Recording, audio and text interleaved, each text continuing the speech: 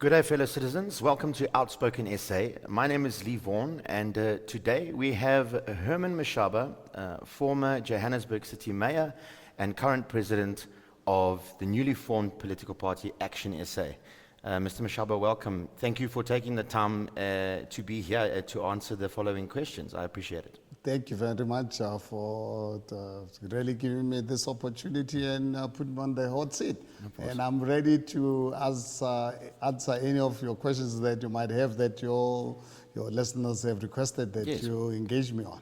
First of all, I must congratulate you how quickly you responded to my request. I think in today's society, in my past experience, I have sent out many requests to various political leaders, people of stature. I'm lucky if I get one reply out of every 10. So I must congratulate your office. I think it was Funzi that I sent an email to, and was within an hour I received a reply from yourself. So I really do appreciate that. I think this is a platform that is going to be very informative moving forward. I think you have a difficult task ahead of you. From what I see, I'd like to start with a few of the questions that our followers on our social media have put forth. This will obviously educate them what Action SA is about, the policies, etc. moving forward. But before we do that, just a quick short bit of background about who you are, if you mind telling our listeners where you come from in terms of business. A lot of people think, oh, is it another tender boy? You know, Tenderpreneur.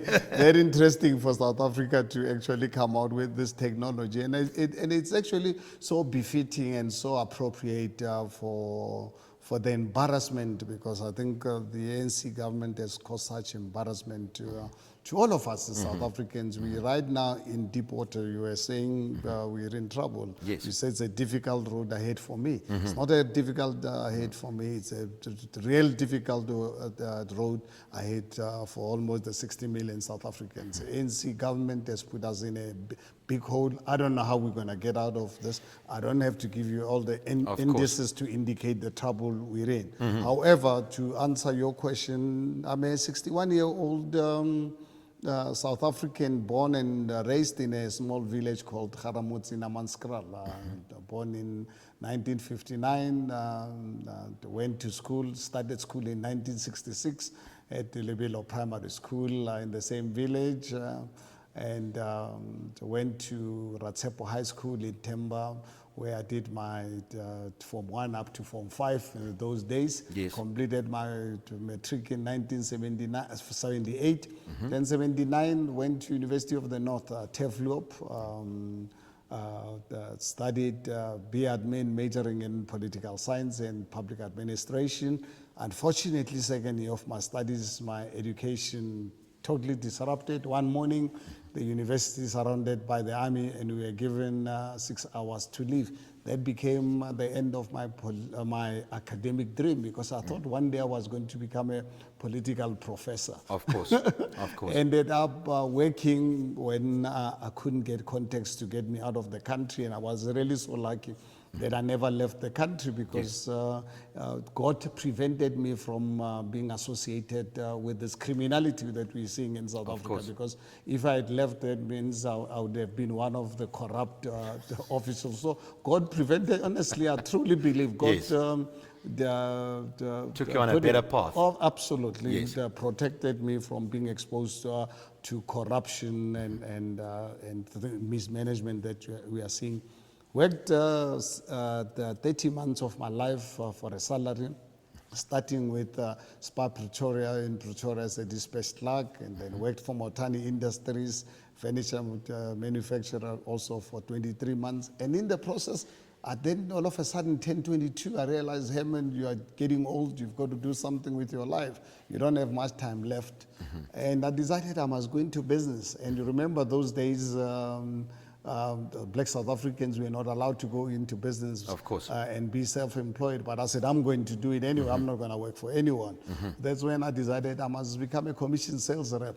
But then to become a commission sales rep, I had to buy a car. I'd already started saving, but before actually going into business, I decided to stabilize my life. At the age of 22, I had a girlfriend who was 20. I proposed to her, we got married, and I'm so glad that I'm now married for 38 and a half years. And my wife has played one of the most critical roles of my development. Yes. And became a commission sales rep. 1983, came across a company here in Boksburg, not in Boksburg, here in Johannesburg, selling hair products for the black market. I was their commission sales rep for 19 months. And in the process, I realized a real golden opportunity, a real gold mine. And there was the white Afrikaner who was the production manager called Johan Kriel. Joseph and I, Joseph, were two black guys who were commission sales reps. I said, Joseph, let's approach this white guy. I believe he's an entrepreneur. We took a chance, approached Johan. We said, Johan, look at us as black guys. We're earning to more than double your salary as commission sales rep. You are a production manager. Let's go and make this stuff ourselves. Joseph and I can sell. The market is growing. You can make the stuff. Everything else is history. Yes. Conceived the idea in 1984, started manufacturing in Harangua in Buputatswana in 1985. Everything else is history. It's definitely something to be proud of. I think with our racial divisiveness at the moment, I think, in my opinion, I think I was born in 86. So as I was becoming aware what was happening around me, transformation was already taking place. The ANC had come into power. I think in my memory, growing up, up till now, I think race relations are at its worst since '94. Some people will disagree with me, but I put this question out on our page, and I was amazed how black and white South Africans tend to agree with this. So the fact that you went into business with the white Afrikaner and formed a relationship, and I believe you became friends as well over the years, very good friends. Unfortunately, Johan, may his soul rest in peace, died I think about 2 years ago, but his beautiful wife Christine and their two kids, they're still around. Yes. They're living here in Captain Park. Yes. And I think if I look at my business relationship with Johan, it actually surpasses our commercial benefit that we got out of this. In terms of the relationship, you can imagine from Johan's family point of view, coming from a very conservative background, but Johan was always a very liberal, enlightened person, who you can imagine I had met him a few months before, you know, Yes. so I didn't know him closely. It's just that because of my nature, I'm a chance taker. Where I see an opportunity, I grab it. And I'd learned that this guy's an entrepreneur. I said, I've got nothing to lose. But then I really decided, if obviously this becomes, the owner of the business becomes aware of this and Johan rejects my proposal, that's fine. You know. And look at it. When you take a chance, one thing I've learned is that in life, when you act and you act in good faith, chances of success are greater.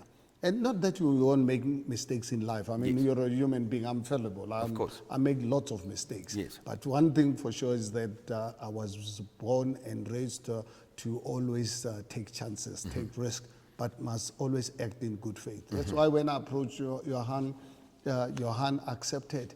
And I remember in the beginning of our relationship, some of his family members, I mean, the Christine, his wife, played a key role in ensuring that we proceed with our venture. And their two kids were wonderful. They were still young at the time. But some of the family members did not understand. But it was not only from Johan's side. Yes. You know, I remember some of the black people, I think more to a large extent from my side, from jealousy than anything else. People would then say, but why go into business with a white partner? You know, What has that got to do? I don't really look at going into business. Business, as far as I'm concerned, has got no color. Business, money has got no color. Yes. But I hear people talking about white monopoly capital. Please show me white money, because money, it's money. Absolutely. It's just the denomination. We've got rands, dollars, pounds, and so forth. Of course. Money is money, and that's how I look at it. I will work and prepare, and I've been really prepared to almost 40 years of my life working with all South Africans, because already in the late 80s managed to get an Indian chartered accountant from Lodium to come and work with us as our financial director. So I worked with all South Africans during the dark days of this country. Yes. By 1989, I had a 6,000 square meter factory employing over 200 people, black and white, Indian, colored, everyone, into the township. Products coming out of the township being supplied throughout Southern Africa, because my market over the years developed into supplying the entire the Southern Africa. Yes. You know, coming from the townships right in Mabopane, that's how we had industrialists in the dark days of this country's history. But 1994 came, ANC and the Tripartite Alliance, the COSATU and so-called Communist Party destroyed our economy, destroyed the black entrepreneurship, created a patronage network, which is now really part and parcel of our society. And that is why Action SA is working very hard to ensure that we destroy this virus. Yes. Because it's unacceptable that 26, 27 years into our democracy, Nelson Mandela and Desmond Tutu promised us a rainbow nation. Yes. And the thing is, you look at us as South Africans, whatever you can do, this evil people that wants to divide us along racial lines, I can assure you they are not going to succeed. Yes. Yes, they'll make it difficult for us, but we've got to also be determined to ensure that what God has created, no man can ever undo. And what man destroys, men can repair. And that's really my commitment to this country, that we're going to work hard, and we know it's not going to be an easy road.